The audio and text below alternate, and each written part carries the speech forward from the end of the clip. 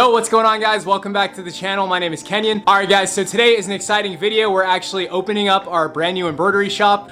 If you guys have been following our last few videos, we have this Tajima TME machine, and we're gonna try and build a business with it. I've spent the last like 2 weeks just working on the website, adding as many hat designs as possible, and also working on the embroidery software and learning just how to use it. That way we can hopefully digitize some of the designs for this thing in-house as opposed to sending them out to someone else. All right, guys, so while we're talking about it, let me just go ahead and show you guys what the software looks like. All right, so here's the front end of the software. If you guys have ever used Photoshop, you'll know that it has a very similar layout as far as like the tools and settings and all that. We're gonna be printing this design a little bit later on, and I was actually the one who digitized this, so we'll see how it comes out. All right, so since we're at the computer, let me also show you guys what the website looks like. I'm gonna turn on my little screen recorder, that way you guys will have a much better quality video. All right, guys, so the very first page is with t-shirts only, and then if you wanna get to the hat section, you just gotta hit hat tube, which is on the menu right there, and then it takes you to all the hats. All right, so the layout for the site is very simple. I made some instructions just walking people through how it works exactly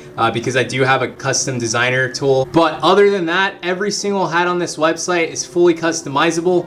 You just click on it and you can change the text to whatever you want. Sometimes it takes like 10 or 15 seconds for the designer tool to pop up, but you can also change the font to whatever you want. I'll show you guys here, and then the color options are right here. But yeah, anyway, as of right now, we have 25 different fonts. There's tons of different placements. If you want to change the size of the text, if you want to make it smaller and move it to the bottom or whatever, you can do that. Or if you want to make it as large as possible, you just go to this one right here, and that maxes out on the size. Or if you want like 3 lines, you can add in your own paragraph. So yeah, that's like the first variation of the website. There's a lot that I want to add to it to make it cooler and make it so you can go more in depth on the customization. It'd be really cool if people can customize the color of each individual letter within the word, but the software I'm using doesn't allow for that, at least at this moment. We're also going to be printing more than just hats. We're going to be doing like uniforms and then also dog collars, and we have just a huge list of things that we want to test out in the future. But right now I'm hardcore focusing on hats because that's probably the most popular product that people want to get embroidered. I'm going to be updating you guys as much as possible. I'm probably going to be filming any orders that you guys put in on the website.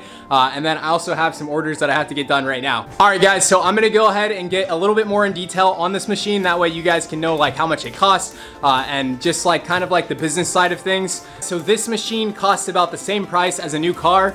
If you're buying like a new Toyota, maybe like a mid-sized car, not like anything crazy, but it's about $30,000. I did the math, just like quick math. This isn't like spot on, but I need to print at least 9 hats every single day and take a profit of $10 per hat in order to actually get this thing to pay off, or at least within the first year. And of course, it doesn't just have to be with hats. It could be with like sweaters, sweatshirts, anything that you can embroider with this thing. So right now our focus is just to lock in on that number, then we'll be golden. You guys can check out this hat that I printed yesterday. Came out pretty good. We even got a bunch of new thread for this thing. Right here we have the glow in the dark thread, which we're gonna be using later in the video to test out. I've never used it before. Really want to know if it works. That way we can go ahead and offer glow in the dark thread on the website. So stay tuned for that. And then besides that, we have all 6 of these colors right here, not including this one. They're all glow in the dark. They all look different. So I'm excited to see how much they glow, and hopefully they work really well. And then we have a bunch of pastel colors. We have, I believe there's like 20, and that'll just give us more color variation as opposed to the colors that we have on there. And then in here we have, they're supposedly supposed to be reflective. Let me focus for you guys. There we go. We have some reflective thread. We have, I think, like 4 different colors when it comes to this stuff. Don't know if it's gonna work. And then I also believe we need a different type of needle to actually put it on the hat. Not too sure yet. We'll get it all figured out. All right, guys, and since we're over here, let me go ahead and give you a close-up of the machine. It's made by Tajima, and then that's the model number in case anyone's wondering. The biggest selling point for this machine is that it has auto tensioning. Just in case anyone doesn't know anything about embroidery, each one of these threads has to be tensioned correctly in order for your embroidery to come out correct. And with this machine, you don't have to worry about that. I'm gonna grab the frames and show you guys what we can embroider using them.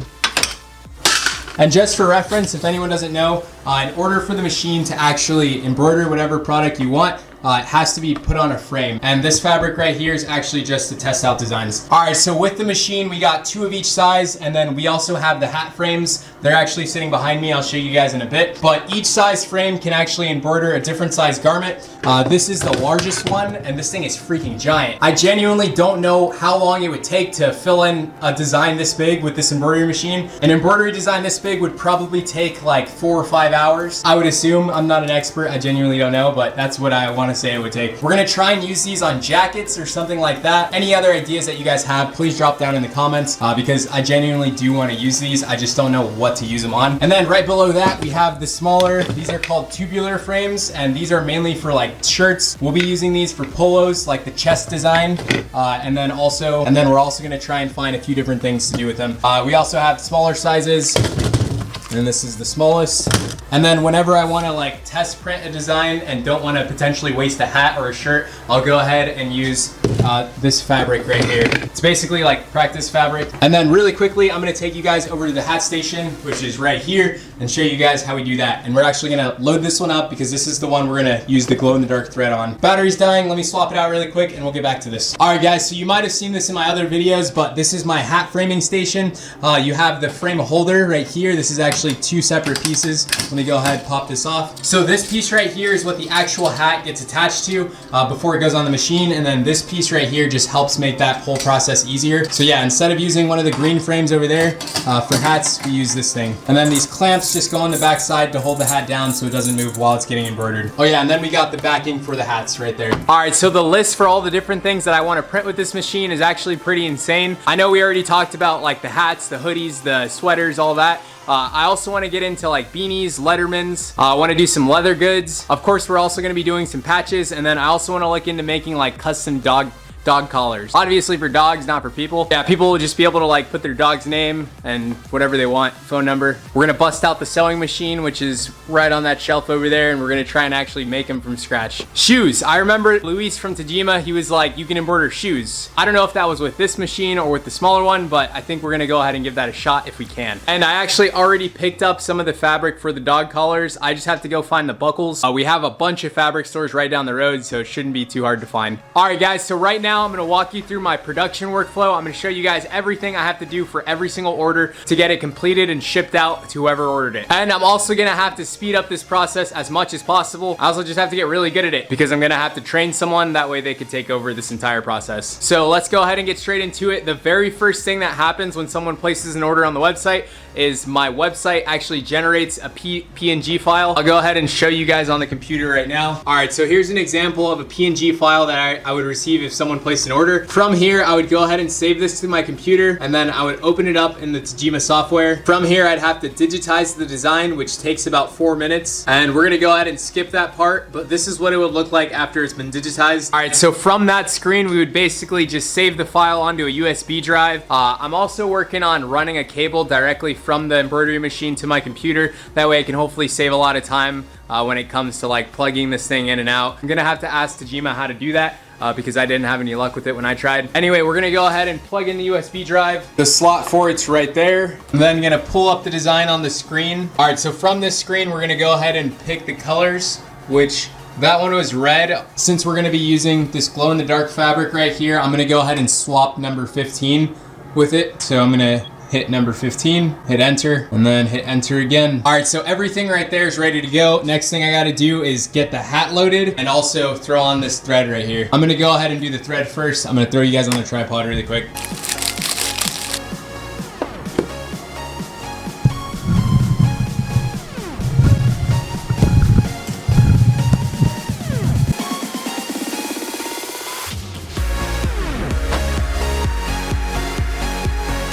All right, so we got the glow-in-the-dark thread installed on the machine. Now we gotta go ahead and load up a hat on the hat frame. Let's do that right now.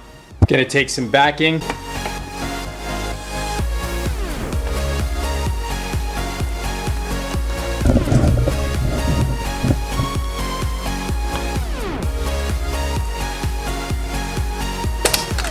And we're done.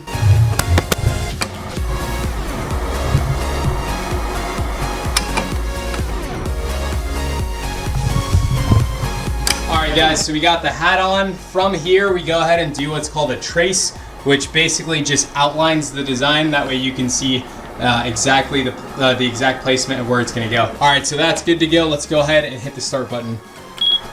And it's gonna switch to the last head over here. And we should be good.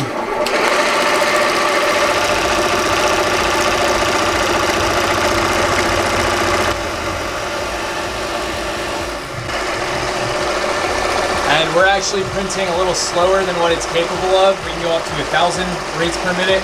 And this is 23,900 stitches, so it's gonna take probably like 25, 26 minutes. I'm gonna go ahead and throw you guys on the tripod, and then I'll time lapse it for you guys. That way it's way faster. And I'll get back to you guys if a thread snaps or when it's done. Hopefully a thread's not gonna snap because we do have it at a lower speed, but we'll see. We'll know when we know. Catch you guys in a bit.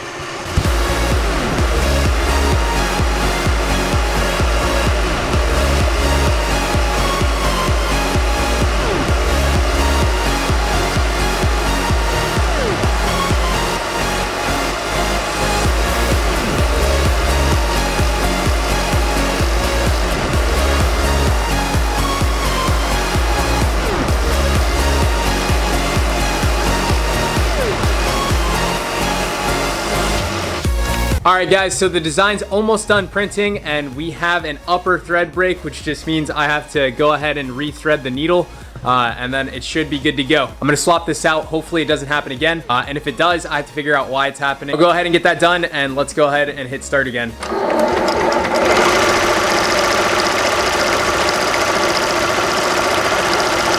All right, so we rethreaded it and then hit start again, and unfortunately we got another thread break. I think the reason we're getting a thread break is because the design is getting really thick and the needle's having a hard time pushing through it. If you guys just watched the portion it was embroidering, it was overlapping, just going back and forth, back and forth. I actually don't need that border to be super thick like it's trying to do right now. I'm gonna go ahead and fast forward the design just to like finish off the bottom end of the border, and then I have to go back into the software and figure out why it's trying to make the border super thick. That way it doesn't happen again. All right, so we managed to finish off strong. Despite the issue that we had, it came out super, super clean. I'm gonna go ahead and turn off the lights and hopefully this thing glows. I guess we'll test it together. Let's go ahead and give it a shot. Let me put this right here. All right, and as you guys can see, we got the lights off. It's definitely not crazy bright. Maybe I can find a better thread brand that makes it so it glows a lot more. I'm gonna rip it off the frame, tear out the backing. All right, guys, I have one more red one that I have to print. I'm gonna go ahead and throw that one in black thread. Let's get it printed, and then we're gonna go ahead and end out this video. I'm gonna program it in really quick, and we're gonna print it in black. All right, so it should look something like this. Don't mind the long strands of thread right there. Those are gonna get cut off. I've never done an oval design before, so fingers crossed this comes out good. Let me go ahead and load up the hat blank on the frame, bring it over here, throw you guys on the tripod, and get this one done.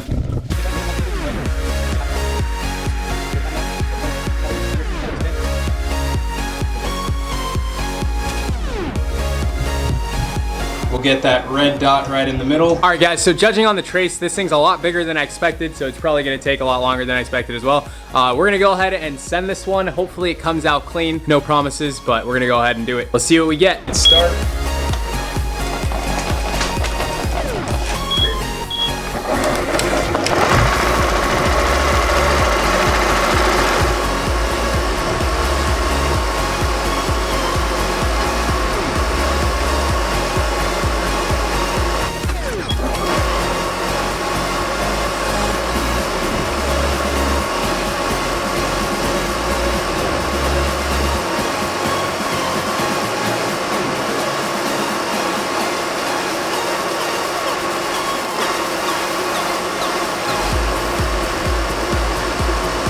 Take the frame off,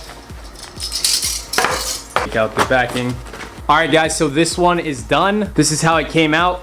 I personally would want it a little bit lower, so I gotta go ahead and do some research on why it's not letting me print lower, and hopefully we can get that fixed. All right, guys, so that is it for this video. Thank you so much for watching. I actually have a hat order that I have to do later today, so I'll definitely be making a video on that one. I also have a bunch of hat brands that I'm gonna be releasing pretty soon here. If you guys need any hats made, let me know. Go to my website. It's all there. I added a whole section just for bulk orders, and then of course you guys can always do the one-off hats as well. If you guys have any designs that you have questions on if I can print or not, go ahead and email me at orders@tshirttube.com, and hopefully we can hit our goal at about 10 hats sold every single day. And then once we hit more than that, it's all going to be about scaling, and we'll go from there. Thank you guys so much for watching. My name is Kenyon. I'll catch you guys on the next video.